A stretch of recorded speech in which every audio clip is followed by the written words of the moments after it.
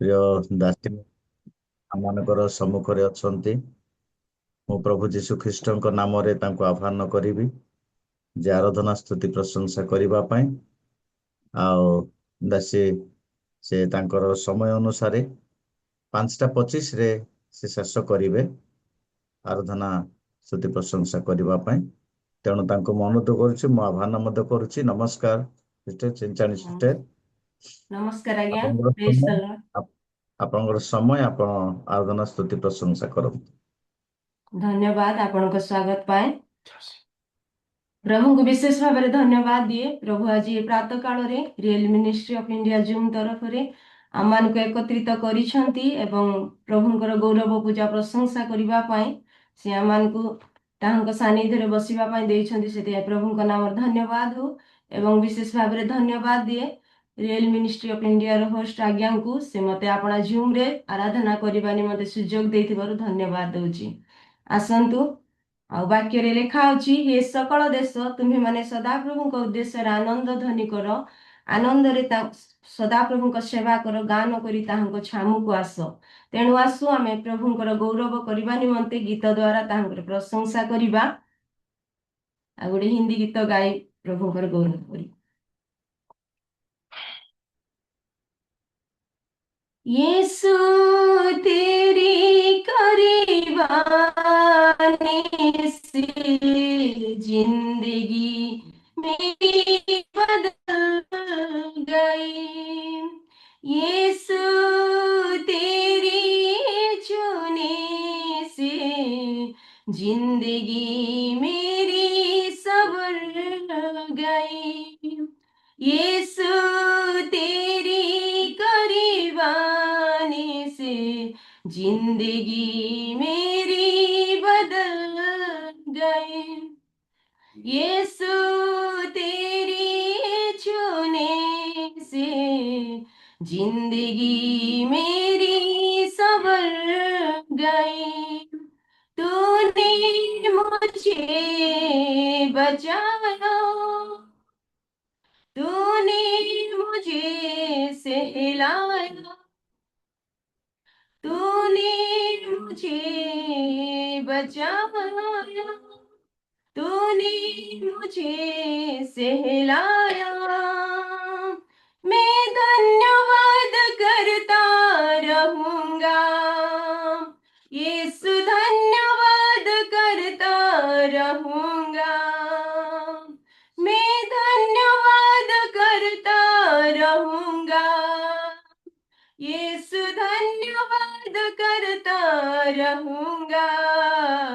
धन्यवाद धन्यवाद धन्यवाद धन्यवाद धन्यवाद धन्यवाद धन्यवाद धन्यवाद। मैं जो पापों में डूबा हुआ था और जो तुझसे दूर हुआ था, मैं जो पापों में डूबा हुआ था और जो तुझसे दूर हुआ था, तूने मुझे छुड़ाया, अपनी राह पर चलाया।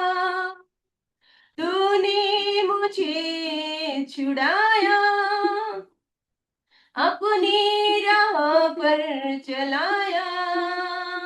मैं धन्यवाद करता रहूंगा, यीशु धन्यवाद करता रहूंगा। मैं धन्यवाद करता रहूंगा, यीशु धन्यवाद करता रहूंगा। धन्यवाद धन्यवाद धन्यवाद धन्यवाद धन्यवाद धन्यवाद धन्यवाद धन्यवाद। यीशु ने सा प्रेम जताया, मुझको अपना बेटा बनाया। यीशु ने सा प्रेम जताया, मुझको अपना बेटा बनाया। अपना लहू बहाया, जीवन नया दिलाया। अपना लहू बहाया, जीवन नया दिलाया।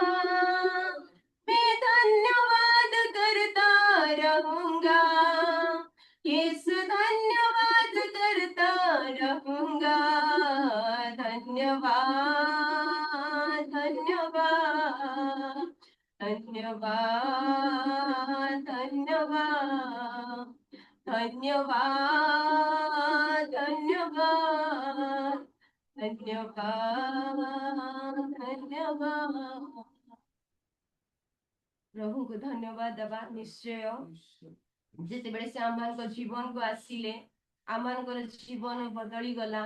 जितेबेले से आम छुई देले, आम जीवन ही बदली गला। तेणु आम कौन करबा, तांकरी प्रशंसा करबा, तांकरी गौरव करबा, कारण से आम्भ मानकर प्रभु अटंती, आम मानकर से रक्षकर्ता अटंती। सेथिपाई आज आम माने प्रभु को गौरव देवा न दे रही पारिबा नाही, कारण से प्रशंसा एवं पूजा पाइबा पई एकमात्र प्रभु अटंती। आसतु पुनर्बार आम आउ गोटे गीत गाइबा, कारण ए दिन मानकरे जेपरी जगतर परिस्थिति, ए दिन मानकरे आम ताहांकर करुणा आवश्यक, ताहांकर अनुग्रह आवश्यक, तांको दयार आवश्यक। तेणु आम आउ गोटे गीत गाई तांकरी गौरव करबा, जहाँकि उपासना संगीत अति पुराणा गीत जो मान को आसुची मो संगे मिसी गाई पारिबे। ईश्वर जगदीश्वर परमेश्वर करुणा कर। ईश्वर जगदीश्वर परमेश्वर करुणा कर। तुम्हें करुणा करिले उणा, हे विमुआउ काहार। तुम्हें करुणा करिले उणा, हे विमुआउ काहार। प्राण आत्मा जीवन सब प्रभु तुमर। देह प्राण आत्मा जीवन सब प्रभु तुमर। ईश्वर जगदीश्वर परमेश्वर करुणा कर। तुम बिहुने एहि भुवने मन सदा स्थिर। तुम बिहुने एहि भुवने मन सदा अस्थिर। गगने जेने तुम पवने के तुम कहीं सुस्थिर। गगने जेने तुम पवने के तुम कहीं सुस्थिर। ईश्वर जगदीश्वर परमेश्वर करुणा कर। तुम्हें संगति न दिले मति दिशाई सब अंधार। तुम्हें संगति न दिले मति दिशाई सब अंधार। पापात्मासी मनरे पशि शान्ति हरहि सत्पर।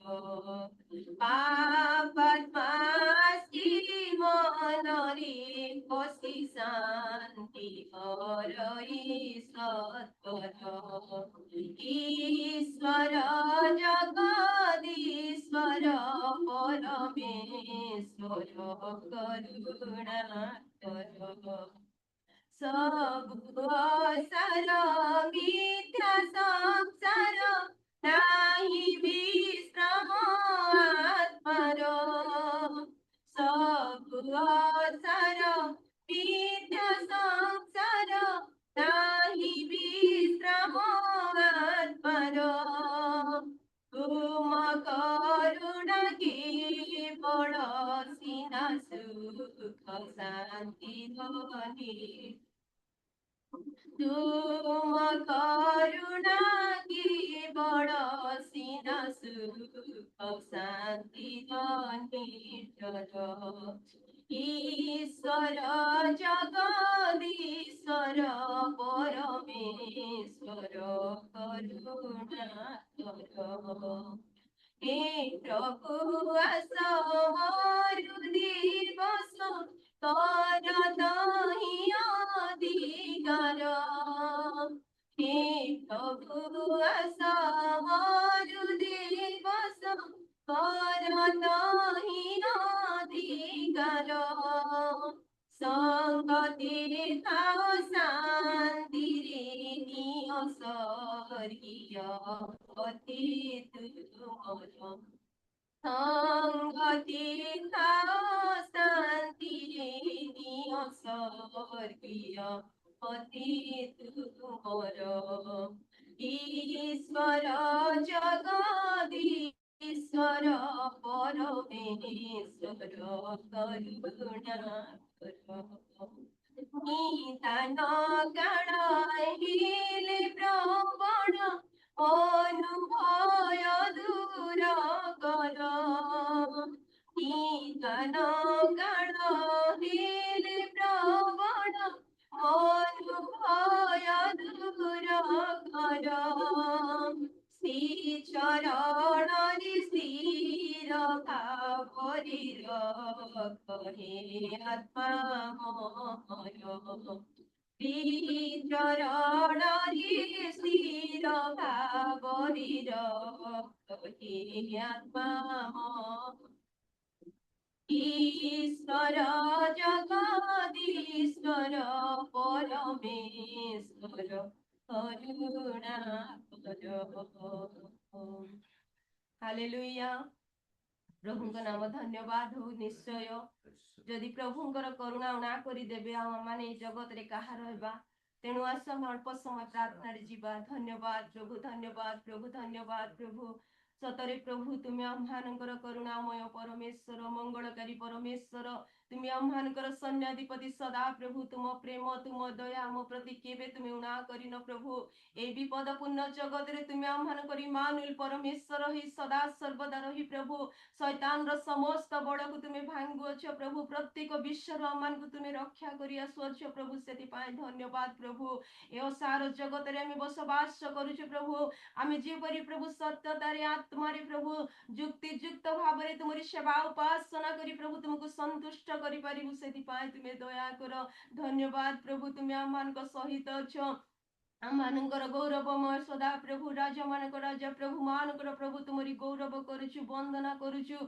पूजा करुछु प्रशंसा करुछु प्रातः काल रे हम जेते जण बसिछु तुमे समस्तंकर ऊपर तुमरी आशीष वृष्टि ढाली दियो प्रभु तुमे जे प्रभु आम मानकर सहाय परमेश्वर मानकर आश्रय दुर्गट सेति पाए तुमको धन्यवाद होछि हालेलुया प्रभु तुमरी प्रशंसा हो तुमरी धन्यवाद हो प्रभु तुमे आमान को वाक्य दे कथा कहबा परमेश्वर दिन मान करे तुम वाक्य अमान को पथ देखिब दिन मान करे तुम वाक्य अमान को आलोक देव से वाक्य दे तुम अमान को कथा को दे जासंग तुम मनोनीत करिछ प्रभु तांको द्वारा तुम गौरवान्वित हो तांको द्वारा अमान को वाक्य परिवेषण कर जे वाक्य अमान कर जीवन को प्रभु परिष्कार करिवो जे वाक्य अमान को ऊपर सदा सर्वदा ओ प्रभु तुमरी आशीष रे भरि देबा एपरि वाक्य दे तुम अमान को कथा को प्रभु आरंभ रु शेष पर्यंत तुमरी उपस्थिति मध्य तुम रखिथिलो सेति पाए धन्यवाद आगामी समस्त कार्यक्रम तुम चरण तले समर्पण करी प्रिय प्रभु जीशुଙ୍କ नाम रे मागिली पिता आमेन धन्यवाद आज्ञा ए सुंदर सुजोग पाए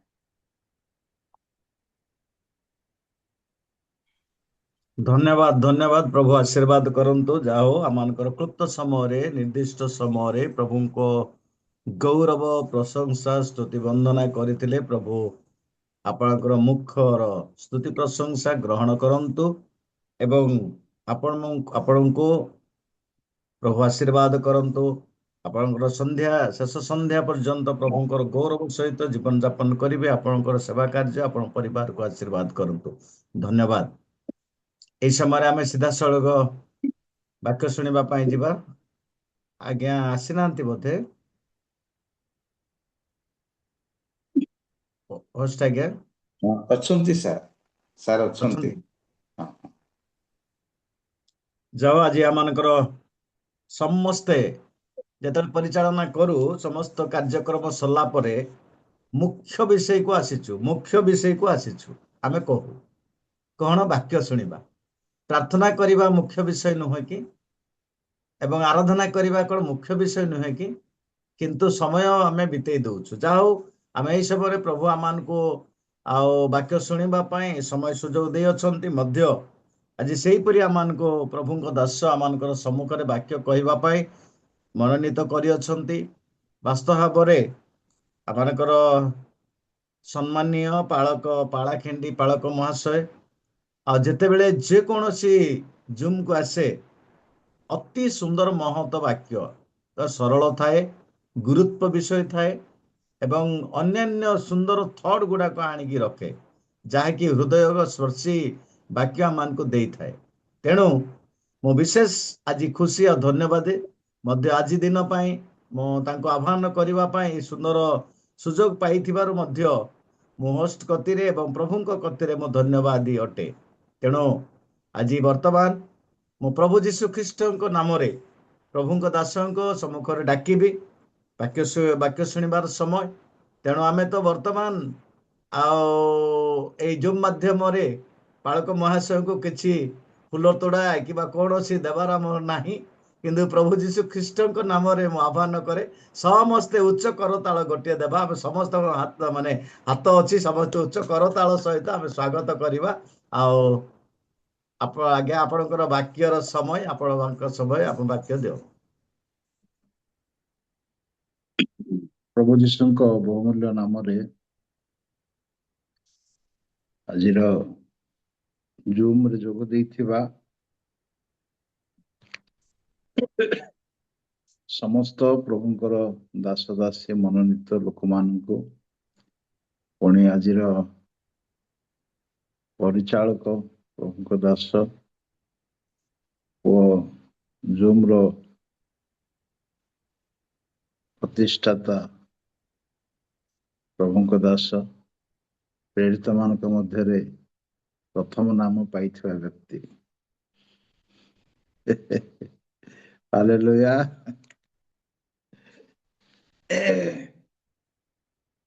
ପ୍ରଭୁଙ୍କ ଦୟା ଏବଂ ଅନୁଗ୍ରହରୁ ଆମମାନେ ଚଳିତ ବର୍ଷର ଗୋଟିଏ ମାସ 3 ଦିନ ଶେଷ କରି ସାରିଛୁ ଏବେ ଚତୁର୍ଥ ଦିନର ପ୍ରଭାତ ସମୟରେ ପ୍ରଭୁ ତାଙ୍କର ନିକଟବର୍ତ୍ତୀ ହେବାର ସୌଭାଗ୍ୟ ଆମମାନଙ୍କର ଜୀବନରେ ଦେଇଛନ୍ତି ଏଣୁ ତାଙ୍କ ନାମର ଧନ୍ୟ ହଉ ଗତ ରାତି ମତେ କେଜାଣି କାହିଁକି ଥଣ୍ଡା ହେଇଗଲା ମୁଁ ବୁଝିପାରୁନି ହେଇପାରେ ମଝି ମଝିରେ କାଶ ହବ କେହି ଭୁଲ ବୁଝିବେ ନାହିଁ ଯେହେତୁ ମୁଁ ଆଗରୁ କହିଦେଇଥିଲି ଗୋଟେ ଦିନ ମଝିରେ ଥିଲେ ବି ମୁଁ ମନା କରିଦେଇଥାନ୍ତି ରାତି ବହୁତ କାଶ ହେଲା ଅବଶ୍ୟ ରାତି ଅପେକ୍ଷା ବର୍ତ୍ତମାନ ଟିକେ ଭଲ ଅଛି ଆଶା କରୁଛି ନିଶ୍ଚିତ ଭାବରେ ପ୍ରଭୁ ସାହାଯ୍ୟ କରିବେ ଆଜି ଆମମାନଙ୍କର ପ୍ରସଙ୍ଗ ରହିବ ପ୍ରସ୍ତୁତ ହେବା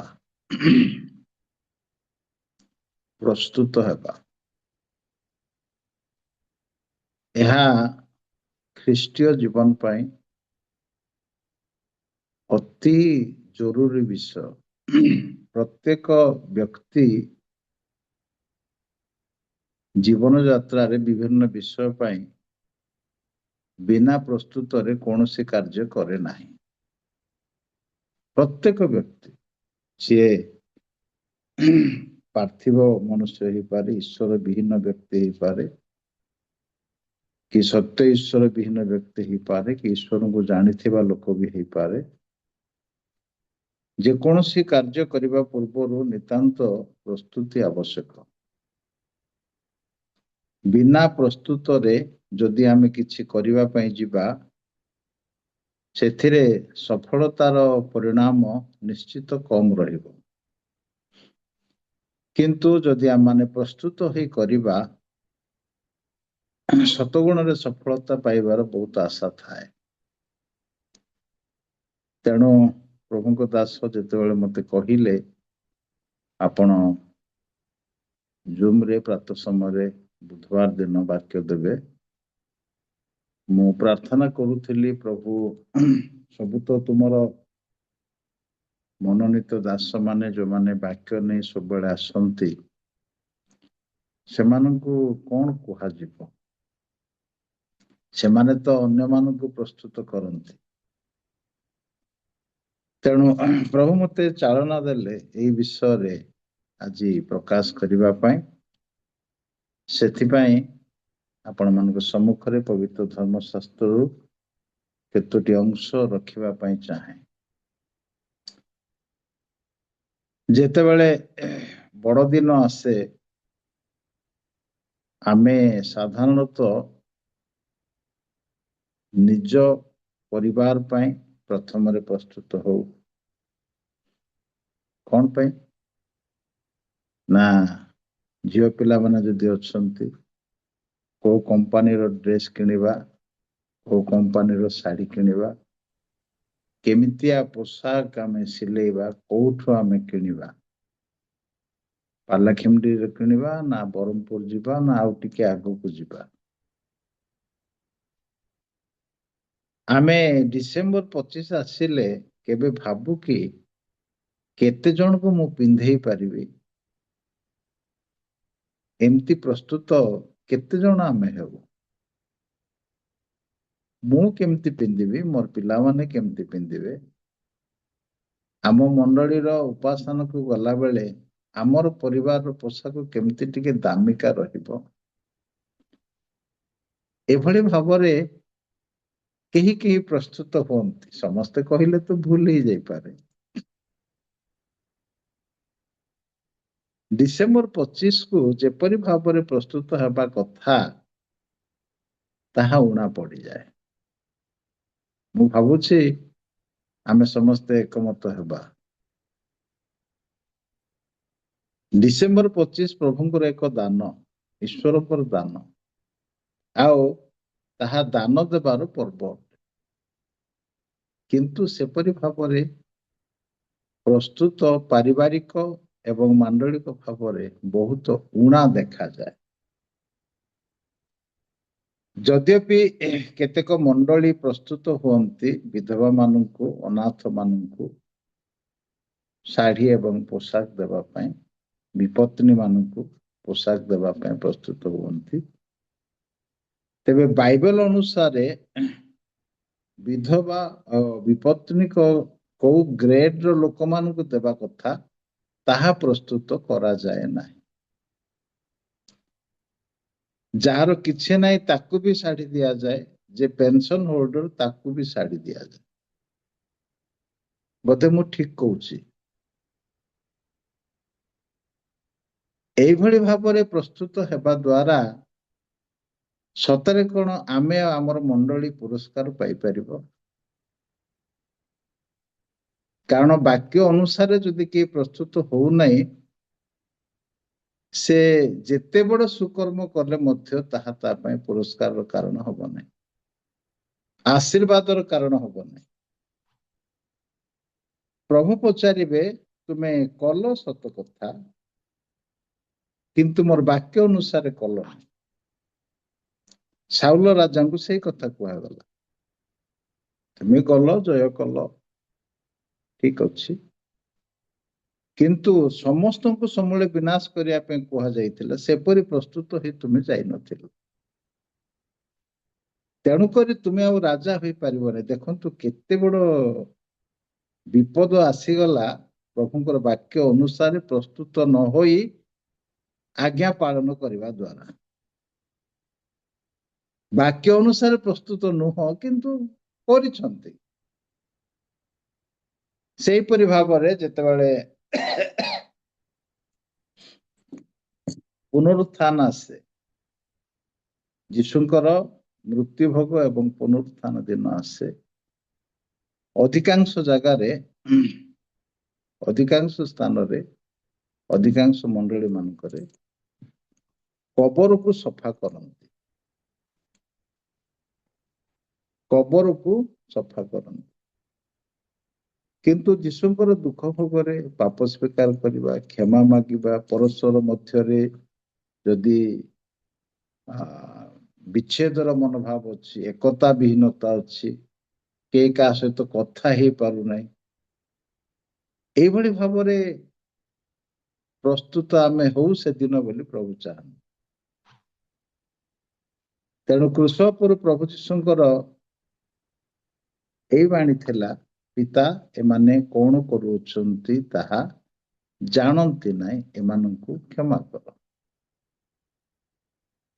गुड फ्राइडे संवाद होची परस्पर को क्षमा देवा आम जीवन रे जेतिकी बयस आमर होईची सेतिकी ता गुड फ्राइडे आमे पालन करिछु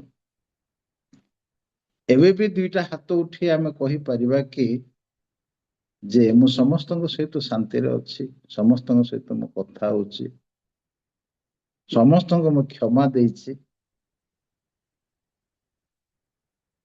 तेबे किपरि भाबरे आमे प्रस्तुत हो आमे जहांकर सेवा करू गीत 86:5 टिके पढ़िबा से कि प्रकार परमेश्वर अटंती गीत जेहेतु हे प्रभु तुम्भे मंगलमय और क्षमा करने को प्रस्तुत पुणी तुम्भ निकटरे प्रार्थना करी समस्तଙ୍କ प्रति दयारे महान तुम्हें मंगलमय दयारे महान आओ क्षमा करबा पय प्रस्तुत हालेलुया आम प्रभु भी रेडी कौन पय क्षमा देबा आम प्रभु क्षमा देबा पय रेडी आमे सेवक बोलेवा लोक माने क्षमा देबा को रेडी ही पर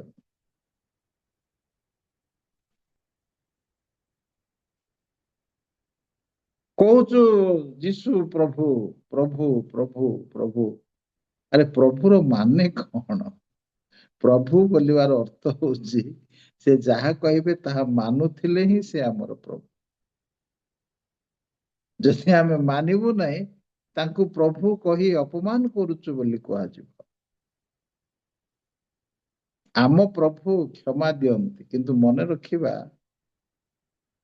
अति गुरुत्वपूर्ण कथा मने रखिबा से क्षमा दियंती सत कथा क्षमा पीरियड भितरे जदि आमे क्षमा पाइबा लोक आउ का क्षमा देबा नहीं आमर क्षमा मध्य बातिल हो जिवो ए कथा मध्य यीशु भी कहिले पाउलंक द्वारा पवित्र आत्मा मध्य कहिले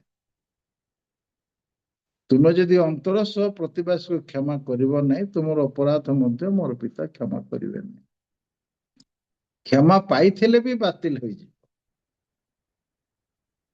आम प्रभु क्षमा देबा पाई प्रस्तुत तेणु आमे मध्य क्षमा देबा पाई प्रस्तुत रहिबा नितांत आवश्यक ख्रीष्ट जीवन ए 2000 साल रे 2026 साल रे केतोटी विषय रे प्रस्तुत हेबा संपर्क रे ईश्वर कौन कहंती ताहा हमें पढ़िबा ईश्वर कौन कहंती मु जने ईश्वर लोक मु ईश्वर को विश्वास करे मु तांको माने तांको वाक्य पढ़े तांको वाक्य प्रचार करे तांको विषय रे अन्य मान को कहे आज सकाळर जूम रे प्रभु मते कौन कहबा पई चाहंती किपरि भावरे मो जीवन को मु प्रस्तुत करे बोली मोर प्रभु चाहउछंती जहाँ से भावादी मान द्वारा प्रेरित मान द्वारा प्रकाश करिसंती ଯେପରି ମୁଁ ସେଇଭଳି ଭାବରେ ମୋ ଜୀବନରେ ମୁଁ ପ୍ରସ୍ତୁତ ହୁଏ। ଯଦି କେହି ପ୍ରସ୍ତୁତ ହେବ ନାହିଁ ଏଇଭଳି ଭାବରେ, ତା ପାଇଁ ମଧ୍ୟ ଅମଙ୍ଗଳ ଅଛି। ଆଜି ସେ ମଙ୍ଗଳମୟ ଅଟନ୍ତି। ଏକ ପାର୍ଶ୍ୱରେ ସେ ଦୟାଳୁ, ଅପର ପାର୍ଶ୍ୱରେ ଗ୍ରାସକାରୀ ଅଗ୍ନି ସ୍ୱରୂପ। ଆମେ ଗୋଟିଏ ପାର୍ଶ୍ୱ ଦେଖିକି ଖୁସି ହେଲେ ହବନି। ଏକ ପାର୍ଶ୍ୱରେ କ୍ଷମାଦାତା, ଅନ୍ୟ ପାର୍ଶ୍ୱରେ ନ୍ୟାୟବାନ। ଯେତେବେଳେ ନ୍ୟାୟର ସିଂହାସନରେ ବସିବେ ସେତେବେଳକୁ ଅନୁଗ୍ରହ ନାହିଁ, ଅନୁଗ୍ରହ ଦେବେ ନାହିଁ। କର୍ମ ଅନୁସାରେ ଫଳ। ଯେ କେହି ହେଉ, କର୍ମ ଅନୁସାରେ ଫଳ। ତେଣୁ ଏପରି କଥା ବି ପ୍ରଭୁ ଯିଶା ଭାଗବତଙ୍କ ଦ୍ୱାରା କହିଲେ 24 ଅଧ୍ୟାୟ 17 ପଦରେ ପଢିବା। ଯିଶାୟ 24:17। ହେ ପୃଥିବୀ ନିବାସୀ ଲୋକ, ତୁମ୍ଭ ଆଚ୍ଛା। ନିମନ୍ତେ ଭୟ, ଗର୍ତ୍ତ ଓ ଫାନ୍ଦ ପ୍ରସ୍ତୁତ ଅଛି।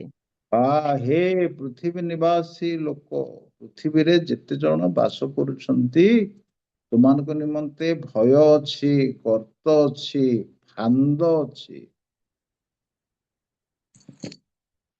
ଯଦି ତୁମେ ଶୁଣିବ ନାହିଁ ମୋ କଥା, ତୁମ ପାଇଁ ଏସବୁ ଅଛି। ଆହୁରି ମଧ୍ୟ ଲେଖା ଅଛି ହିତୋପଦେଶ 19:29ରେ, ମୂର୍ଖର ପିଠି ପାଇଁ ବାଡି ପ୍ରସ୍ତୁତ ଅଛି, ପିଟିବେ ଗୁଡେଇ ଗୁଡେଇ। ଏବେ କିଛି ଜଣା ପଡୁନି ଆଜ୍ଞା, ଯାହା ହେଲେ ବି ଚଳୁଛି। ମୁଁ ଭିଡିଓରେ ଗୋଟେ ଦେଖୁଥିଲି, ଲାଞ୍ଚୁଆ ମିଛୁଆ ସମ୍ମାନ ପାଇବେ, ସଚୋଟ ପାଇବେ ଗାଳି। ଆଉ ଥରେ, ଲାଞ୍ଚୁଆ ମିଛୁଆ ସମ୍ମାନ ପାଇବେ, ସଚୋଟ ପାଇବେ ଗାଳି। ଲାଞ୍ଚ ନେବା ଲୋକ, ମିଛ କହିବା ଲୋକ ସମ୍ମାନ ପାଇବେ।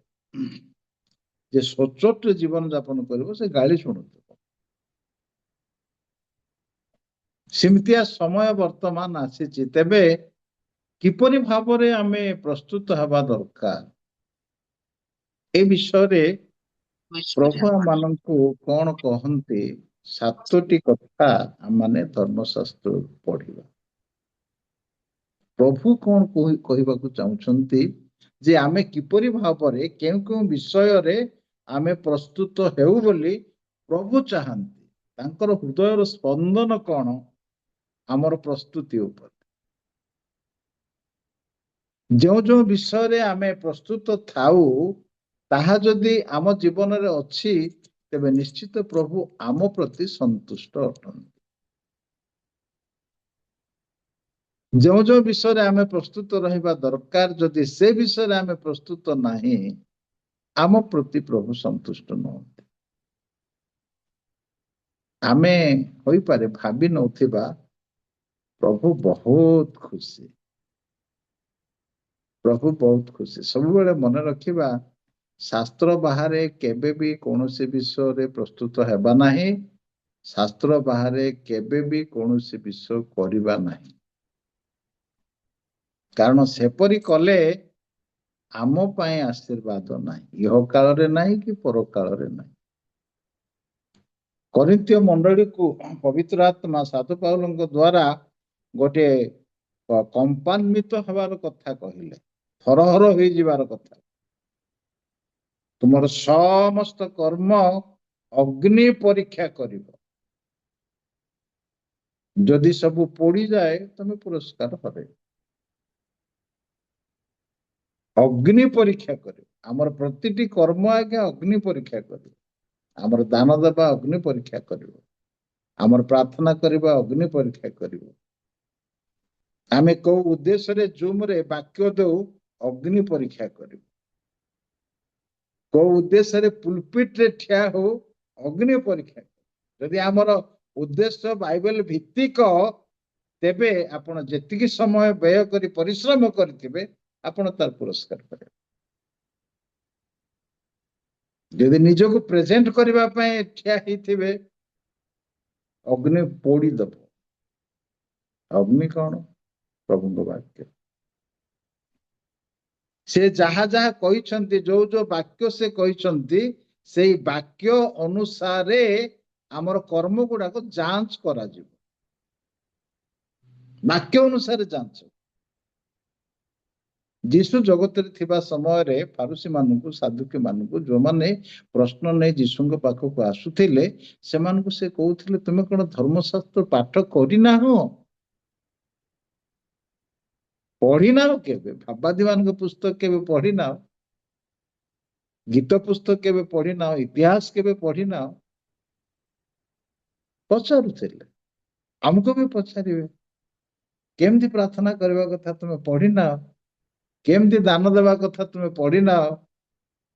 ପ୍ରଚାର କଲା ବେଳେ ତୁମର ମନୋଭାବ କଣ ରହିବା କଥା ପଢିନାହ?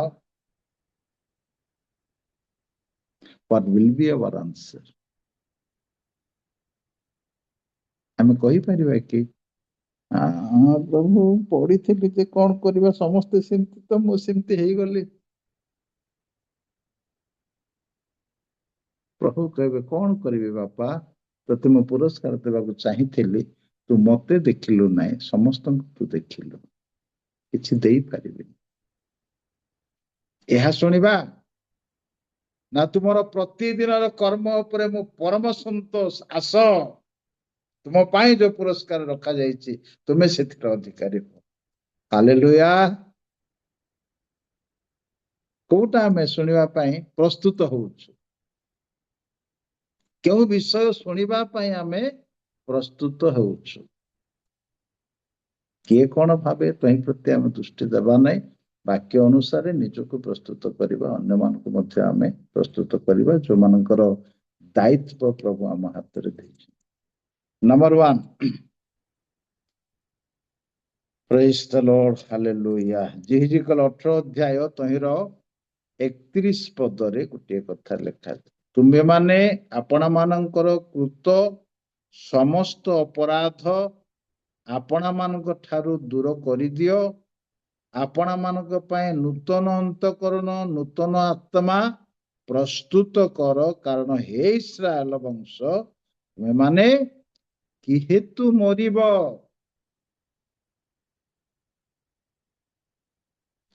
ଆପଣମାନଙ୍କ ମଧ୍ୟରୁ କୃତ ସମସ୍ତ ଅପରାଧ ଦୂର କରିଦିଅ। 2026 ସାଲର ଦ୍ୱିତୀୟ ମାସର ପ୍ରଥମ ଚତୁର୍ଥ ଦିନରେ ପ୍ରଭୁ ଏହା କହିବା ପାଇଁ ଚାହାନ୍ତି, ଯଦି କିଛି ଅପରାଧ ଅଛି, ଭୁଲ ଅଛି, ଆମେ କେହି କହିବା ନାହିଁ ମୋର କିଛି ଭୁଲ ନାହିଁ, ମୁଁ 100% ପରଫେକ୍ଟ। ପ୍ରତ୍ୟେକର କିଛି ନା କିଛି ଭୁଲ ରହିଯାଏ, କିଛି ନା କିଛି ଦୁର୍ବଳତା ଅଛି ପ୍ରତ୍ୟେକର। ଆଉ ଶୈତାନ ସେଇ ଦୁର୍ବଳତାର ବ୍ୟବହାର ସବୁବେଳେ କରି ଅପରାଧ ବୃଦ୍ଧି କରିବା ପାଇଁ ଆମମାନଙ୍କୁ ପ୍ରବର୍ତ୍ତାଇଥାଏ। କିନ୍ତୁ ପ୍ରଭୁ କହୁଛନ୍ତି, ମୁଁ ତୁମର ଅଧର୍ମ କ୍ଷମା କରିବା ପାଇଁ ବର୍ତ୍ତମାନ ପ୍ରସ୍ତୁତ। ଏଥିପାଇଁ ଯୋଉ ଅଧର୍ମରେ ଜଡ଼ିତ ହୋଇ ତୁମର ଦିନ ଗୁଡ଼ିକ ଅତିବାହିତ ହଉଛି, ସେଗୁଡ଼ିକ ତୁମଠାରୁ ତୁମେ ଦୂର କର, ତୁମେ ଛାଡ଼ିବାକୁ ପଡିବ। ଏମିତି ଲେଖା ଅଛି ପରା। ଅପରାଧ ଆପଣମାନଙ୍କ ଠାରୁ ଦୂର କରିଦିଅ, ତୁମେ ଦୂର କର। ତୁମେ ଯଦି କରିପାରୁନାହିଁ ପ୍ରଭୁ ବୋଲି କହିବ, ମୁଁ ପବିତ୍ର ଆତ୍ମାଙ୍କୁ କହିବି, ସେ ତୁମକୁ ସାହାଯ୍ୟ କରିବ।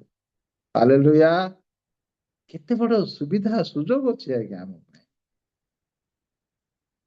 ପୁଣି ସେ କହନ୍ତି, ଆପଣମାନଙ୍କ ପାଇଁ ନୂତନ ଅନ୍ତଃକରଣ, ନୂତନ ଆତ୍ମା ପ୍ରସ୍ତୁତ କର।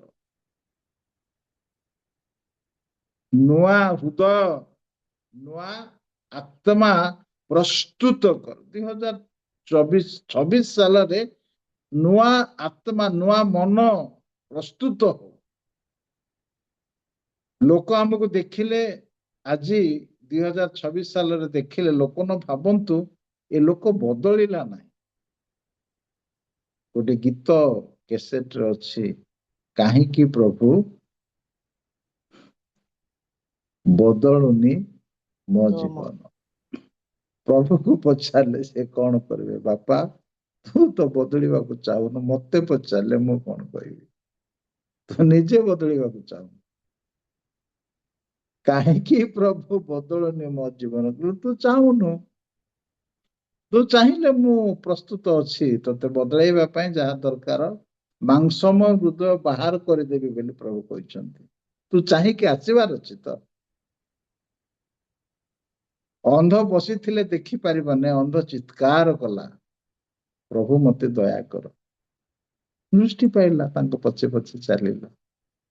ହଜିଲା ପୁଅ ଫେରି ଆସିଲା, ନୂଆ ବସ୍ତ୍ର ପିନ୍ଧିଲା, ଭୋଜି ହେଲା ତାର।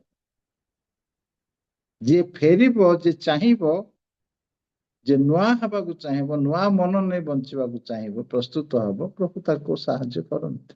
ପ୍ରଥମ କଥା, 2026 ସାଲରେ ନୂଆ ମନ ନେଇ ବଞ୍ଚିବା ପାଇଁ ଆମେ ନିଜକୁ ପ୍ରସ୍ତୁତ କରିବା। ଦ୍ୱିତୀୟ ବିଷୟ, ଜିହିଜିକେଲ 38 ର 7 ପଦ, 38 ର 7। ତୁମ୍ଭେ ହୁଅ, ହାଲେଲୁୟା। ତୁମ୍ଭେ ଆପଣାକୁ ଓ ତୁମ୍ଭ ନିକଟରେ ଏକତ୍ରିତ ତୁମ୍ଭର ସମସ୍ତ ସମାଜକୁ ପ୍ରସ୍ତୁତ କର, ଆଉ ତୁମ୍ଭେ ସେମାନଙ୍କର ରକ୍ଷକ ହୁଅ। ଦେଖନ୍ତୁ, ପ୍ରଭୁ କହୁଛନ୍ତି ପ୍ରଥମ କଥା, ତୁମେ ନିଜେ ପ୍ରସ୍ତୁତ ହୁଅ, ନୂଆ ମନ ନୂଆ ହୃଦୟ ତିଆରି କର। ତାପରେ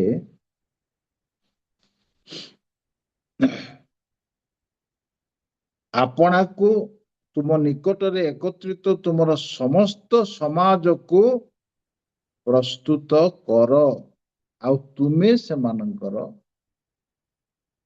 ରକ୍ଷକ ହୁଅ। ତୁମେ ନିଜେ ପ୍ରସ୍ତୁତ ହୁଅ, ତୁମ ସହଭାଗିତାରେ ଯୋଉମାନେ ଅଛନ୍ତି ସେମାନଙ୍କୁ ମଧ୍ୟ ବାକ୍ୟ ଅନୁସାରେ ପ୍ରସ୍ତୁତ କରା। ମୂଷା ଚାଲିଗଲେ ପର୍ବତ ଉପରକୁ, କଣ ପାଇଁ?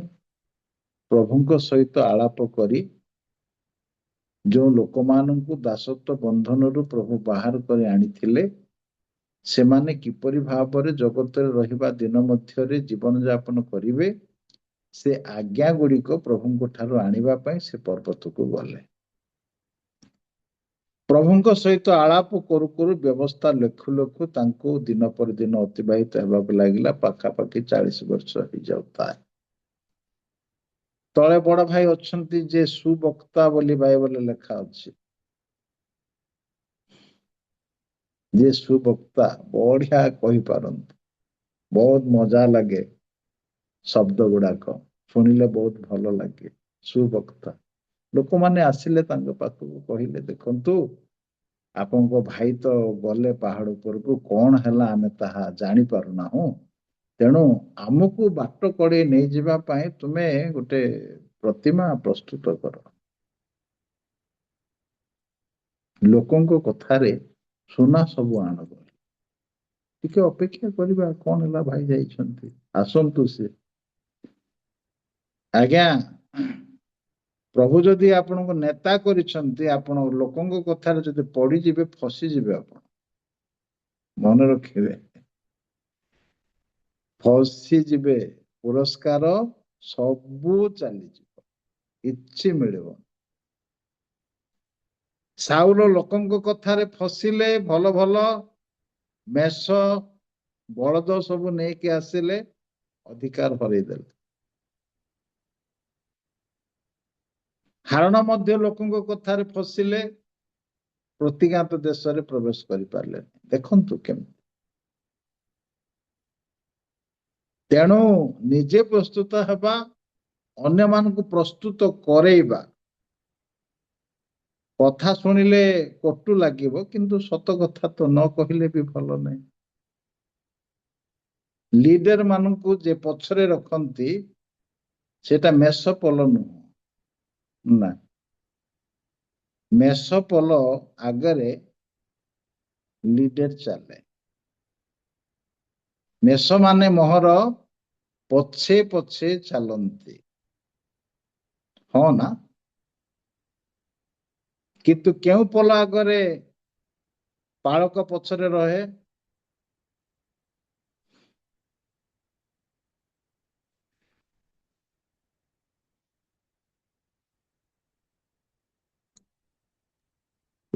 ମେଣ୍ଢା ମାନଙ୍କ ପଛ ଆଗରେ ମେଣ୍ଢା ମାନଙ୍କ ପଛରେ ପାଳକ ରହେ। ମେଣ୍ଢା ପଛ ହଁ ହଁ ଆପଣଙ୍କ ଏରିଆରେ କି ଆଜ୍ଞା? ଗାଈ ଗୋରୁ ପଛରେ।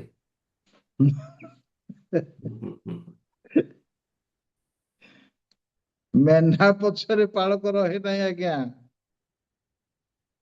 ମେଣ୍ଢା ପଛରେ ନୁହଁ, ମେଣ୍ଢା ମାନେ ପାଳକଙ୍କ ପଛରେ ରହନ୍ତି। ଆପଣଙ୍କୁ ଯଦି ପ୍ରଭୁ ନେତା କରିଛନ୍ତି, ଆପଣଙ୍କର ନିର୍ଦ୍ଦେଶରେ ଆପଣଙ୍କର ପଲର ଲୋକମାନେ ଚାଲିବାକୁ ହବ। ଯଦି ଚାଲୁନାହାନ୍ତି ଜାଣିବେ ସେମାନେ ମେଷ ନୁହନ୍ତି। ଗାଈ ଆଉ ଗୋରୁ ସେଥିପାଇଁ ପ୍ରସ୍ତୁତ କରିବାର ଅଛି ଯେ ଶୁଣିବ ନାହିଁ ତାକୁ ଛାଡି ଦିଅନ୍ତୁ, କିଛି ଟେନସନ ନେବା ଦରକାର ନାହିଁ। ଯୀଶୁ ତ ବଡ ଭୟଙ୍କର କଥା କହିଲେ, ଯେ ଶୁଣିବ ନାହିଁ ପାଦରେ ଧୂଳି ଛାଡି ଦିଅ। ଯୋଉ ଘର ଲୋକ ତମକୁ ଗ୍ରହଣ କରିବ ନାହିଁ, ତୁମର ଆଶୀର୍ବାଦ ତୁମ ସହିତ ଫେରି ଆସିବ କହିଲେ। ଆଜ୍ଞା ଏଗୁଡାକ କଣ କଥିତ ଗଳ୍ପ କି? ପ୍ରହେଳିକା ନୁହଁ, ପ୍ରହେଳିକା ନୁହଁ। ତୁମର ପାଦର ଧୂଳି ଛାଡିକି ଚାଲି ଆସ, ବିଚାର ଦିନ ମୁଁ ଦେଖା ଦେଖି ହେବି ତା ସହିତ। ଆରେ ମୁଁ ରକ୍ଷା କରିବା ପାଇଁ ଜଣେ ଦାସକୁ ତା ପାଖକୁ ପଠେଇଲି, ଶୁଣିବ ନାହିଁ, ପଚାରିବି ତାକୁ। ସେ ପ୍ରେରିତ ମାନଙ୍କ ଯୁଗରେ ଆଜ୍ଞା, ପ୍ରେରିତ 2 ଅଧ୍ୟାୟରେ ଲେଖା ଅଛି, ପ୍ରେରିତ ମାନଙ୍କ ଶିକ୍ଷାରେ ସହଭାଗିତାରେ ମଣ୍ଡଳୀ ରହୁଥିଲା। ଆଜି ମଣ୍ଡଳୀର ନେତା ମାନଙ୍କ ଶିକ୍ଷାରେ ସହଭାଗିତାରେ ମଣ୍ଡଳୀ ଚାଲୁଛି ତ? କେମିତି ଭାବରେ ଆମେ ପ୍ରସ୍ତୁତ ହଉଛୁ ଦ୍ୱିତୀୟ ଆଗମନ ପାଇଁ?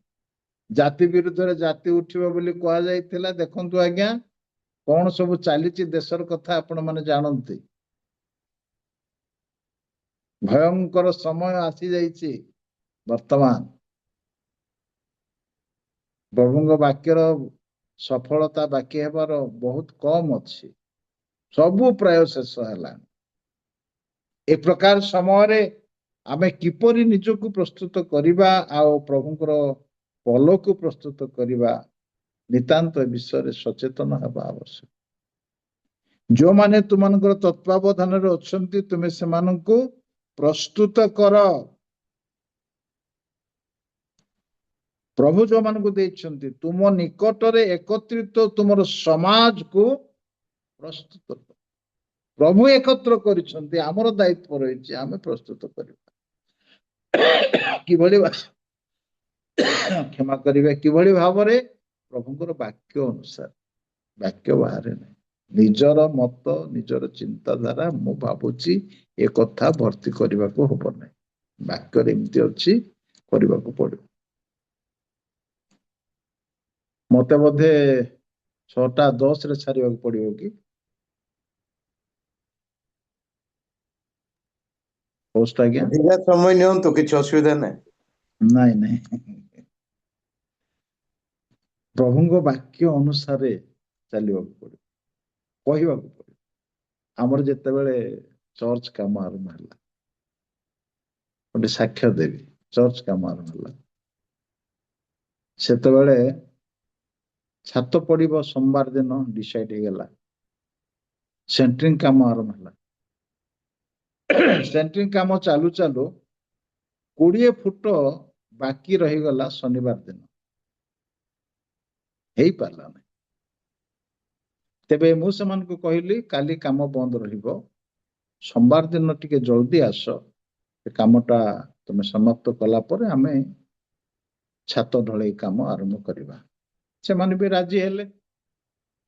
ଇତିମଧ୍ୟରେ ଜଣେ ଭଦ୍ର ବ୍ୟକ୍ତି ସେମାନଙ୍କୁ କହିଲେ, ଦେଖ କାଲିକି ତୁମେ ଆସିବ, ରବିବାର ଦିନ ଆସିକି ଏ କାମ ତୁମେ କରିଦବ, ନହେଲେ ଆମେ ସୋମବାର ଦିନ ସକାଳୁ ସକାଳୁ ଯଦି ଢଳେଇ କାମ ନ କରିବୁ, କାଳେ ବର୍ଷା ହେଇଗଲେ ଅସୁବିଧା ହବ। ମୁଁ କହିଲି ଗୋଟେ ପ୍ରକାର, ସେ କହିଲେ ଆଉ ଗୋଟେ ପ୍ରକାର, ଦୁଇଟା କଥା ଶୁଣିଲେ ସେମାନେ ଗଲେ। ରବିବାର ସକାଳେ ସେମାନଙ୍କୁ ଫୋନ ଗଲା, ଜଲ୍ଦି ଆସ। ଆସିଗଲେ ସେମାନେ। ଆସିକି ଛାତ ଚଢିବା ପାଇଁ ରେଡି ହଉଥିଲେ, ସେତେବେଳେ ସେ କମ୍ପାଉଣ୍ଡ ଭିତରେ ମୁଁ ଥିଲି। ମୁଁ କହିଲି କୁଆଡେ ଆସିଲ? ନାଇଁ ଆଜ୍ଞା ସେ ଆମକୁ ଆଜ୍ଞା କହିଲେ ଛାତ ଆଜି ଶେଷ କରିଦିଅ, ଆଉ ନହେଲେ କାଲିକି କାମ କରିବା ବିଳମ୍ବ ହେଲେ କାଳେ ବର୍ଷା ହେଇଯାଇପାରେ। ମୁଁ କହିଲି ନାଇଁ ଆଜି କାମ ହେଇପାରିବନି। ଏଇଟା କାହା ଘର? ପରମେଶ୍ୱରଙ୍କ ଘର। ପରମେଶ୍ୱରଙ୍କର ଘରର ସୁରକ୍ଷା ଆମେ ଦେବୁ ବାକ୍ୟ ଅମାନ୍ୟ କରିକି? ମୁଁ କହିଲି ନାଇଁ ହେଇପାରିବନି, ଆଜି ହବନି। ସେମାନେ ନୀରବ ରହିଗଲେ। ସେ ଭଦ୍ର ବ୍ୟକ୍ତି ଆସି ପହଞ୍ଚିଗଲେ। କାହିଁକି ତମେ ଚଢିନ ଛାତ ଉପରେ, କାହିଁକି କାମ କରୁନ? ସେତେବେଳକୁ ଦିନ ପ୍ରାୟ 9:30 ହେଇଗଲାଣି। ସେମାନେ କହିଲେ ନାଇଁ ଆଜ୍ଞା, ପାଳକ ଆଜ୍ଞା ମନା କଲେ। ମୋ ପାଖରେ ଆସି ସେ ପହଞ୍ଚିଲେ, କହିଲେ ଆଜ୍ଞା ଦେଖନ୍ତୁ ଆଜି କାମ ନ କଲେ କାଲି ଏମିତି ପରିସ୍ଥିତି ହବ, ଆମେ ସମ୍ଭାଳି ପାରିବାନି, ବର୍ଷା ହେଇଗଲେ ସବୁ ଧୋଇଦେବ। ମୁଁ କହିଲି ବର୍ଷା କଣ ପାଇଁ ହେବ? ସେ ଘର କାହାର? ସେ ଘର କାହାର? ଯେ ବର୍ଷା ପଠାଏ ତାର ଘର, ତାର ଘରକୁ ସେ ଆସିକି ଧୋଇବ କି? କି ଆଶ୍ଚର୍ଯ୍ୟ କଥା ଏଇଟା। ଘର ତାଙ୍କର, ବର୍ଷା ତାଙ୍କର, ସେ ଧୋଇବେ। ସେ ଆମକୁ ଆଦେଶ ଦେଇଛନ୍ତି ବିଶ୍ରାମ ବାରରେ ବିଶ୍ରାମ କରିବ, ଅନ୍ୟ କିଛି କରିବନି, କାମ ବନ୍ଦ। କାହିଁକି ଆପଣ କଥା ଶୁଣନ୍ତି? ନାଇଁ ମୁଁ ଶୁଣିପାରିବିନି। ମୁଁ ରାଜି ନୁହଁ। ଯଦି କାମ କରେଇବେ କରନ୍ତୁ, କ୍ଷତି ହେଲେ ଆପଣ ଦାୟୀ। ଆସନ୍ତା କାଲି ସକାଳେ ସେଣ୍ଟ୍ରିଂ ହେବ, ଛାତ ପଡିବ। କ୍ଷତି ହେଲେ ଯେତିକି କ୍ଷତି ହେବ ମୁଁ ଦାୟୀ ହେବି। ମନ ଦୁଃଖରେ ଚାଲିଗଲେ, ସେମାନଙ୍କୁ ପଠେଇଦେଲେ। ଆଜ୍ଞା ସକାଳେ ସେମାନେ ଆସିଲେ, ସେଣ୍ଟ୍ରିଂ କାମ ହେଲା, ଛାତ ପଡିଲା। ଠିକ ସେଇ 20 ଫୁଟ ବାକି ଅଛି ଛାତ ପଡିବା ପାଇଁ। ଯଦି ଆପଣ ମାନଙ୍କ ମଧ୍ୟରେ କିଏ ଉପସ୍ଥିତ ଥିଲେ ଜାଣିଥିବେ, ଠିକ 20 ଫୁଟ ବାକି ଅଛି। ଆଜ୍ଞା ଏମିତି ମେଘ ଉଠିଲା, ଭୟଙ୍କର ମେଘ, ଅନ୍ଧାର ହେଇଗଲା। ସମସ୍ତଙ୍କ ଭିତରେ ଆରମ୍ଭ ହେଇଗଲା, ପାଷ୍ଟର ତ କଥା ଶୁଣୁନାହିଁ, ଆଉ ସବୁ ଧୋଇଦବ, ଏତେ ଟଙ୍କା ଆମର ବର୍ବାଦ ହେଇଯିବ। ମୁଁ କହିଲି କିଛି ହେବନି, ଦୌଡା ଦୌଡି କଲେ ଦରି ସବୁ ଆଣିକି ଗୁଡେଇବା ପାଇଁ। ମୁଁ କହିଲି କାହିଁକି ନଉଛନ୍ତି, କାହିଁକି ଦୌଡୁଛନ୍ତି? କିଛି ହବନି ଆଜ୍ଞା। ଆଶ୍ଚର୍ଯ୍ୟ, ଏପଟ ଆମର ଫରେଷ୍ଟ ଗେଟ୍, ଏପଟ ରାଣୀପେଟ, ମାନେ ଏମିତି ବର୍ଷା ହେଲା ଯେ ରୋଡ ଧୋଇଦେଲା, କିନ୍ତୁ ଟାଉନ ଭିତରେ ଗୋଟେ ଟୋପା ପାଣି ପଡିନାହିଁ, ୱାନ୍ ଡ୍ରପ୍ ୱାଟର।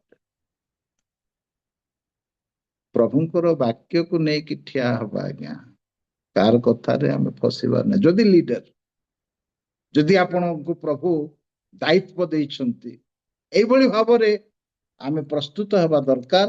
ପ୍ରଭୁ ଆମ ସପକ୍ଷରେ କାର୍ଯ୍ୟ କରିବେ। ହାଲେଲୁୟା। ତୃତୀୟ କଥା, କିପରି ଭାବରେ ଆମେ ପ୍ରସ୍ତୁତ ହେବା?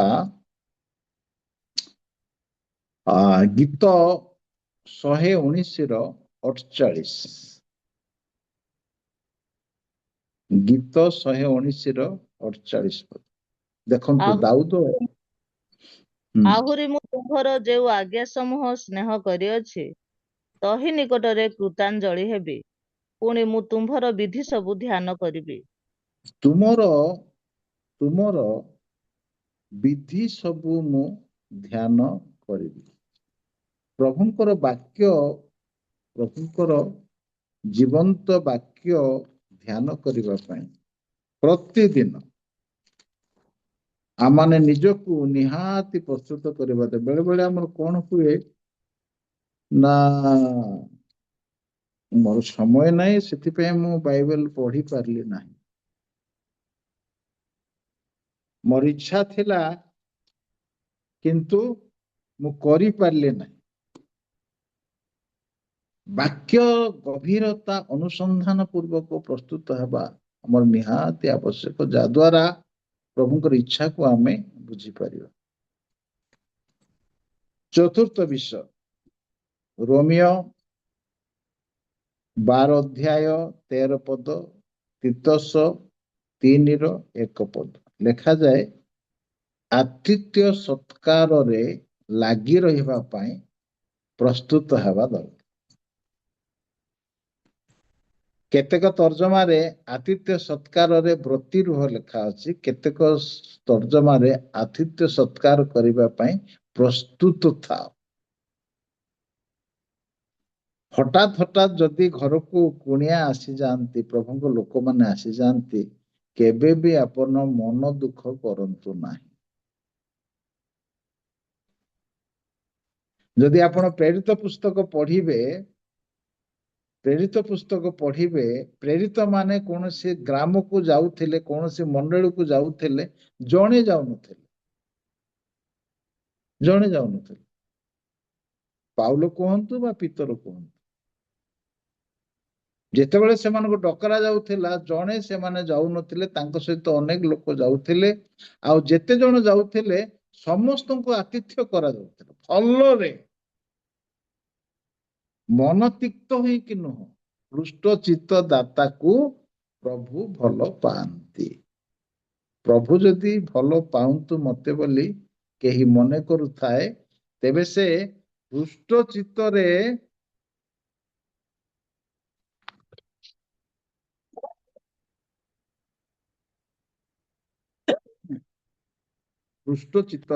ଆତିଥ୍ୟ କରିବା କଥା। ଆତିଥ୍ୟ ସତ୍କାର ବିଷୟରେ ଆପଣ ମାନେ ଭଲରେ ଜାଣିଛନ୍ତି, ତେଣୁ ମୁଁ ଆଗକୁ ବଢେଇବା ପାଇଁ ଚାହୁଁ। ନିହାତି ପ୍ରତ୍ୟେକ ବ୍ୟକ୍ତି ଏ ବିଷୟରେ ସବୁବେଳେ ପ୍ରସ୍ତୁତ ରହିବା କଥା, କାରଣ ଏହା କରିବା ଦ୍ୱାରା ଆମେ ଆମର ପୁରସ୍କାରକୁ ସଞ୍ଚୟ କରିପାରିବା। ପଞ୍ଚମ କଥା, ଆମେ ପ୍ରଭୁଙ୍କୁ ବିଶ୍ୱାସ କରିଛୁ, ଭଲ ବିଷୟ, କିନ୍ତୁ ଯେକୌଣସି ସମୟରେ ଆମର ବିଶ୍ୱାସ ଉପରେ ଯଦି କେହି ଆମକୁ କିଛି ପ୍ରଶ୍ନ ପଚାରେ, ପ୍ରଥମ ପିତର 3:15 ବିଶ୍ୱାସୀ ମାନଙ୍କୁ ପିତରଙ୍କ ଦ୍ୱାରା ପ୍ରଭୁ ଏହା ସେଦିନ କହିଥିଲେ, ଆଉ ଆମମାନଙ୍କ ପାଇଁ ମଧ୍ୟ ବର୍ତ୍ତମାନ ପ୍ରଯୁଜ୍ୟ ଅଟେ। ପ୍ରଥମ ପିତର 3:15। କିନ୍ତୁ କିନ୍ତୁ ପ୍ରଭୁ ପ୍ରଭୁ ବୋଲି ଆପଣ ହୃଦୟରେ ପବିତ୍ର ରୂପେ ମାନ୍ୟ କର, ତୁମମାନଙ୍କ ଠାରେ ଥିବା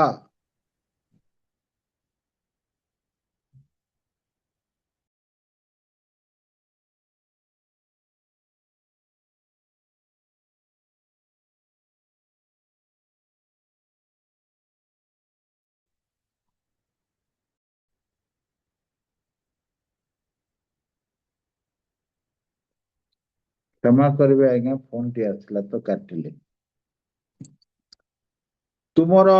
ତୁମଠାରେ ଥିବା ଭରସାର କାରଣ ସମ୍ବନ୍ଧରେ ଯେ କେହି ପ୍ରଶ୍ନ କରେ, ତାହାକୁ ପ୍ରତ୍ୟୁତ୍ତର ଦେବାକୁ ପ୍ରସ୍ତୁତ ଥାଅ, କିନ୍ତୁ ନମ୍ର ଭାବରେ ଓ ସଭୟରେ ଉତ୍ତମ ବିବେକ ସହ ଉତ୍ତର ଦିଅ। ଯଦି ଆମକୁ କେହି ପଚାରିବେ ଆପଣ କାହିଁକି ଖ୍ରୀଷ୍ଟିଆନ ହୋଇଛନ୍ତି, ହୋଇପାରେ ଆପଣଙ୍କୁ ପ୍ରଶ୍ନ ଆସିଥାଇପାରେ କାହାକୁ, ଆପଣ କାହିଁକି ଖ୍ରୀଷ୍ଟିଆନ ହୋଇଛନ୍ତି, ଯଥାର୍ଥ ଉତ୍ତର ଦେବା କଥା। କାହିଁକି ଯୀଶୁଙ୍କୁ ବିଶ୍ୱାସ କରୁଛନ୍ତି, ଯଥାର୍ଥ ଉତ୍ତର ଦେବା କଥା। ହାଲେଲୁୟା। ଯଦି ଆମକୁ କେହି ପଚାରେ ଆପଣ କାହିଁକି ଚର୍ଚ୍ଚ ଯାଉଛନ୍ତି, ଆମେ କହିବା କି ମୁଁ ଖ୍ରୀଷ୍ଟିଆନ ପରିବାରର, ସେଥିପାଇଁ। ଆମର ଉତ୍ତର ସବୁବେଳେ ବାଇବଲ ସମର୍ଥିତ ଉତ୍ତର ହେବା ଦରକାର। ତେବେ ଯିଏ ପଚାରିଥିବେ ତାଙ୍କ ଭିତରେ ସେ ବାକ୍ୟ କାର୍ଯ୍ୟ କରିବାକୁ ଆରମ୍ଭ କରିବ। ଗୀତ ସଂହିତା ଦେଖନ୍ତୁ, ପଢିବା ଟିକେ 36:8 ପରି ମତେ ଲାଗୁଛି, ଯଦି କେହି ପାଇଛନ୍ତି ଟିକେ ପଢିଲେ ଦେଖିବା କଣ ଅଛି। ସେମାନେ ତୁମ୍ଭ ଗୃହର ପୁଷ୍ଟିକର ଦ୍ରବ୍ୟରେ ବହୁଳ ରୂପେ ପରିତୃପ୍ତ ହେବେ, ପୁଣି ତୁମ୍ଭେ ଆପଣା ଆନନ୍ଦ ନଦୀର ଜଳ ପାନ କରାଇବ।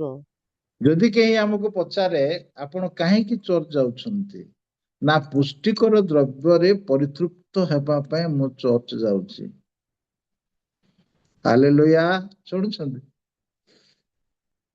କାହିଁକି ଚର୍ଚ୍ଚ ଯାଉଛନ୍ତି? ନା ପୁଷ୍ଟିକର ଦ୍ରବ୍ୟରେ ପରିତୃପ୍ତ ହେବା ପାଇଁ ମୋ ଚର୍ଚ୍ଚ। ସେ ପଚାରିବେ ପୁଷ୍ଟିକର ଦ୍ରବ୍ୟ କଣ? ପୁଣି ତାଙ୍କୁ ବୁଝେ। ମୁଁ ଆନନ୍ଦ ନଦୀର ଜଳପାନ କରିବାକୁ ଯାଉଛି ଚର୍ଚ୍ଚକୁ। ପ୍ରେଜ୍ ଦ ଲର୍ଡ। କିଏ ଚର୍ଚ୍ଚକୁ ଯାଆନ୍ତି ମନ ଦୁଃଖରେ ଫେରନ୍ତି। ଆଜି ବକ୍ତାଙ୍କୁ କିଛି ମିଳିଲା ନାହିଁ ଯେ ଆରମ୍ଭରୁ ଶେଷ ଯାଏ ମୋ ଉପରେ ହିଁ ବର୍ଷିଗଲେ। ସେ ଆଉ ଆନନ୍ଦିତ ନୁହନ୍ତି। ଆନନ୍ଦିତ ନୁହନ୍ତି। ଚର୍ଚ୍ଚକୁ ଆମେ ଯିବା, ଆନନ୍ଦ ନଦୀର ଜଳ ସେଇଠି ମିଳେ। ଗୋଟେ ଡ୍ରପ 2 ଡ୍ରପ ପଡିଗଲେ ଯୋଉମାନେ ଭାଡିକୁ ଯାଆନ୍ତି ଫେରିଲା ବେଳକୁ ତାଙ୍କର ଚାଲି ବଦଳି ଯାଏ, କଥା ବଦଳି ଯାଏ। ଆଜ୍ଞା, ଚର୍ଚ୍ଚରୁ ଫେରିଲା ବେଳକୁ ସେଇଭଳି ଭାବରେ ପରିତୃପ୍ତ ହେଇ ଫେରିବା ଦରକାର। ଜୁମ ରେ ଆଟେଣ୍ଡ କଲା ପରେ ଜୁମ ଶେଷ ହେଲା ବେଳକୁ କି ମଜା, କି ଆନନ୍ଦ, କି ଶାନ୍ତି ମିଳିଲା ଆଜି। ହାଲେଲୁୟା। ଆନନ୍ଦ ନଦୀର ଜଳ, ପୁଷ୍ଟିକର ଦ୍ରବ୍ୟ। ଆଜ୍ଞା, ପ୍ଲେଟ ଡାହାଣ ପାଖର ପ୍ଲେଟ ଯଦି ଟିକେ ସ୍ୱାଦିଷ୍ଟ ହେଇଥିବ, ବାଁ ପାଖର ପ୍ଲେଟରେ ଆଉ ଟିକେ ପଡୁ ବୋଲି ଆମେ କହିଥାଉ। ସତ କଥା। ପୁଷ୍ଟିକର ଦ୍ରବ୍ୟ ପ୍ରଭୁଙ୍କର ବାକ୍ୟ ଏତେ ଆନନ୍ଦଦାୟକ, ତୃପ୍ତିକର, ମଜା। ଆନନ୍ଦ ନଦୀର ଜଳପାନ କରିବାକୁ ଦିଅନ୍ତି। ପିଉଥିଲେ ଆନନ୍ଦ ବଢି ବଢି ଚାଲେ, ମନ ଫୁର୍ତ୍ତି। ନିରାଶରେ ଜଣେ ବସିଥିବା ଲୋକ ବାକ୍ୟ ଶୁଣିଲା ପରେ ଟିକେ ଟିକେ ମୁଚକି ହସରୁ ଆରମ୍ଭ ହେଇକି ହସିବାକୁ ସେ ଆରମ୍ଭ କରେ। ପ୍ରେଜ୍ ଦ ଲର୍ଡ। ଏତେ ନିରାଶରେ, ଏତେ ମନ ଦୁଃଖରେ ଆଜି ମୁଁ ଯାଇଥିଲି, କିନ୍ତୁ ବହୁତ ଶାନ୍ତି ପାଇ ମୁଁ ଫେରିଲି। ଆମର ଭରସାର କାରଣ ବିଷୟରେ ଯଦି କେହି ପଚାରେ, ମୁଁ ଅନନ୍ତ ଜୀବନ ପାଇବା ପାଇଁ, ଲୋକ ବୁଝିପାରିବେ ନାହିଁ। ମୋ ସ୍ୱର୍ଗ ଯିବା ପାଇଁ ଲୋକ ବୁଝିପାରିବେ ନାହିଁ। ଜଗତର କଥାରେ ହିଁ ତାଙ୍କୁ ଉତ୍ତର ଦେବା।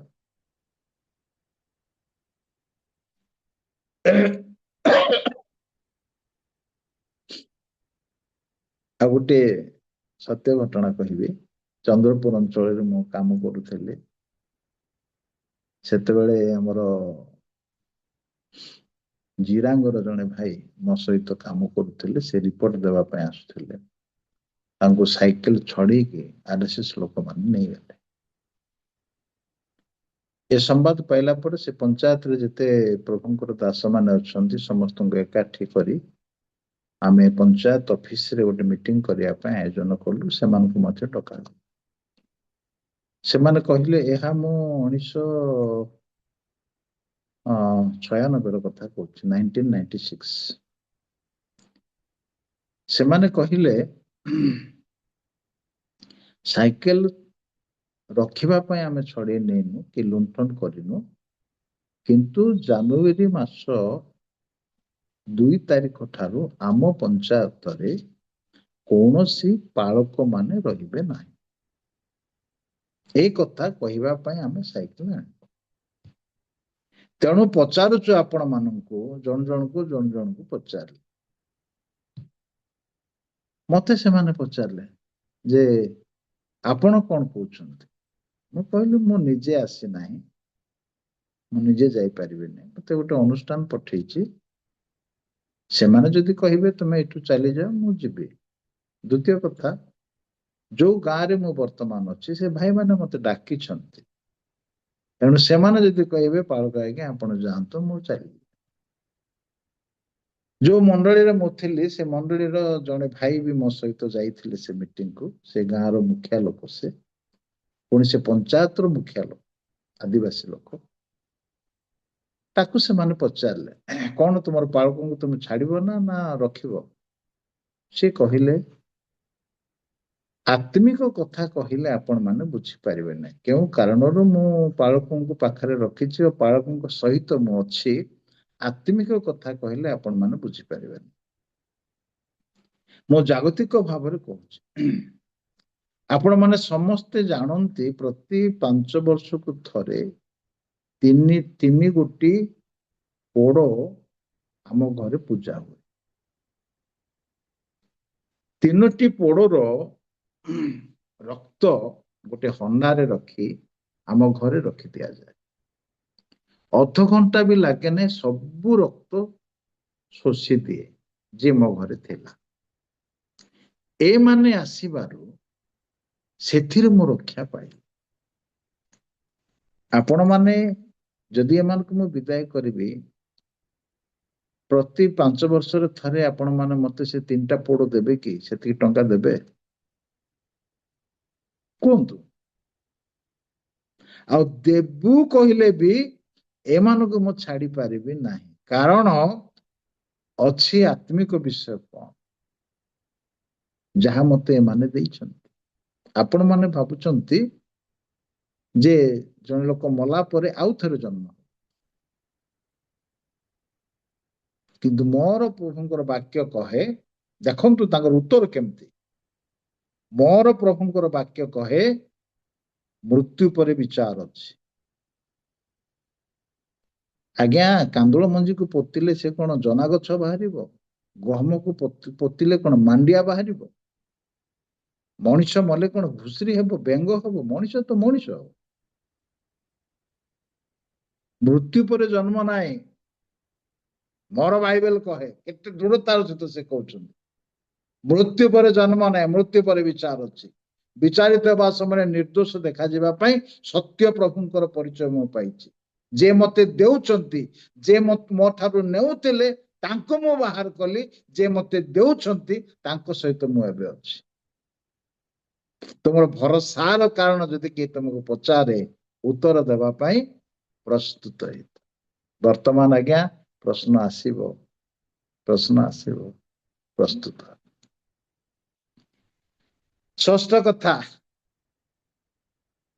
ପ୍ରେରିତ ପୁସ୍ତକ 21 ଅଧ୍ୟାୟ 13 ପଦରେ, ଆଉ 2-3 ମିନିଟ। ପ୍ରେରିତ ପୁସ୍ତକ 21 ଅଧ୍ୟାୟ 13 ପଦରେ ଲେଖାଯାଏ, ପାଉଲ କହିଲେ, ଖ୍ରୀଷ୍ଟଙ୍କ ସକାଶେ ମୁଁ ବନ୍ଧା ଯିବା ପାଇଁ ପ୍ରସ୍ତୁତ ଅଛି, ତାହା ନୁହଁ ମରିବା ପାଇଁ ମଧ୍ୟ ପ୍ରସ୍ତୁତ। ମରିବା ପାଇଁ ବି ମୁଁ ରେଡି। ବାଃ, ହାଲେଲୁୟା। ଆମେ କେତେ ଜଣ ମରିବାଟା ତ ତେଣେ ଥାଉ, ଯେ ଆମକୁ ଲୋକମାନେ ଗାଳି କରନ୍ତୁ କିଛି ଅସୁବିଧା ନାହିଁ। କେତେ ଜଣ ରେଡି ସେଥିପାଇଁ ଗାଳି ଶୁଣିବା?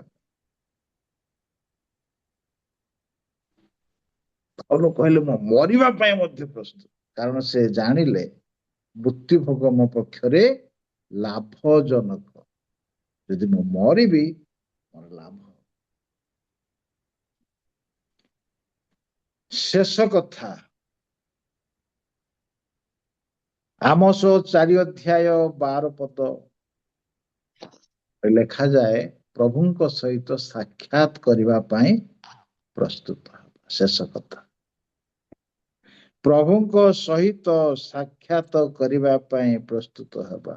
ଆମେ ଜାଣୁନା, ପ୍ରଭୁ ଯୀଶୁ କହିବା ଅନୁସାରେ ସେଇ ସମୟ କି ସେଇ ଦିନ ଆମେ ଜାଣିନାହୁଁ। ଅତଏବ ତାଙ୍କ ଛାମୁରେ ଠିଆ ହେବା ପାଇଁ ଲୁକ 21:36 ପଦ ଲେଖାଯାଏ, ତାଙ୍କ ଛାମୁରେ ଠିଆ ହେବା ପାଇଁ ଯେପରି ଆମେ ଯୋଗ୍ୟ ହଉ, ଏଥିପାଇଁ ପ୍ରତିଦିନ ପ୍ରାର୍ଥନା କରି ପ୍ରସ୍ତୁତ ହୋଇ ରହିଥିବା।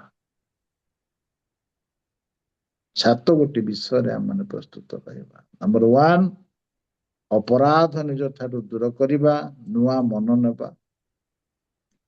ଦ୍ୱିତୀୟ କଥା, ନିଜେ ପ୍ରସ୍ତୁତ ହେବା, ପ୍ରଭୁ ଦେଇଥିବା ସମାଜକୁ ପ୍ରସ୍ତୁତ କରିବା। ତୃତୀୟ କଥା, ପ୍ରଭୁଙ୍କର ବାକ୍ୟ ଅଧ୍ୟୟନ ଓ ପ୍ରାର୍ଥନା କରିବା ପାଇଁ ସଚେତନ ରହିବା। ଚତୁର୍ଥ କଥା, ଆତିଥ୍ୟ ସତ୍କାର କରିବା ପାଇଁ ପ୍ରସ୍ତୁତ ରହିବା।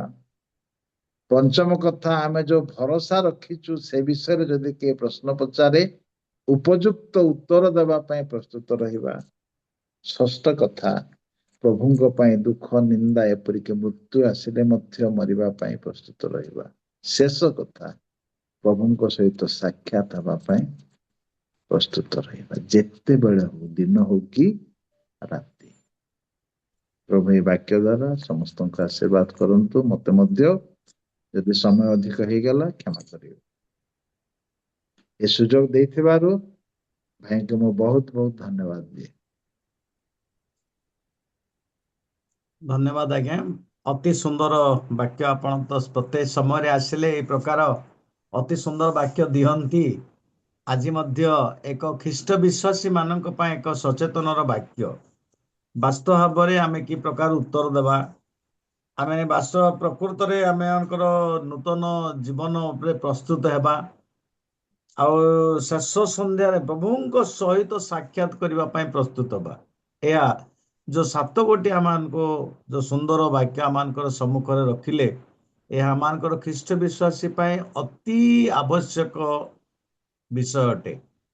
ତେଣୁ ଯଦି ଏହି ସମସ୍ତ ବିଷୟ ଯଦି ଆମ ପାଖରେ ଅଛି, ତାହେଲେ ନିଶ୍ଚିତ ଭାବେ ପ୍ରଭୁଙ୍କୁ ସାକ୍ଷାତ କରିପାରିବା। ଆଉ ଏହା ଯେତେ ସୁନ୍ଦର ବାକ୍ୟ କହିଥିବାରୁ ପ୍ରଭୁ ଆପଣଙ୍କୁ ଆପଣଙ୍କର ସେବା କାର୍ଯ୍ୟକୁ ଆଶୀର୍ବାଦ କରନ୍ତୁ। ଆସନ୍ତୁ ପ୍ରାର୍ଥନା କରିବା।